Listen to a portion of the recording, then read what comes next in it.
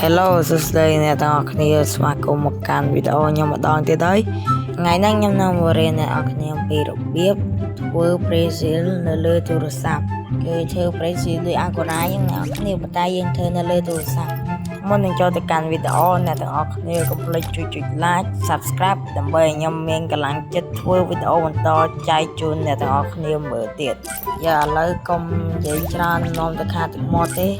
ដល់ចូលទៅកាន់វីដេអូយើងទាំងអស់គ្នាយើងអ្នកគ្នាឥឡូវខ្ញុំចូលមកដល់ហ្គេមហើយមុនដំបូងអ្នកទាំងអស់គ្នាត្រូវតែដាក់អេរត់អ្នកគ្នាដាក់អេរត់ជាប់យ៉ាងរហូតដូចខ្ញុំមកអ្នកគ្នាហើយអ្នកទាំងអស់គ្នាគ្រាន់តែចុច setting ហើយចុចពីខាង control ទៅមកយើងយកអាកន្លែងរត់សាមីរត់ឲ្យជាប់នឹងមកហើយឬយើងរត់ជាប់ហើយយើងចុចអាទី1វិញមកគឺវានឹងធ្វើ Brazil ហើយអ្នកគ្នាហើយយើងរត់ទៅវិញទៅមកទៅគឺវានឹងកើតទៅជា Brazil តាម Agora តែម្ដងបាទហើយវិធីនេះគឺងាយខ្លាំងមែនទែនអ្នកគ្នា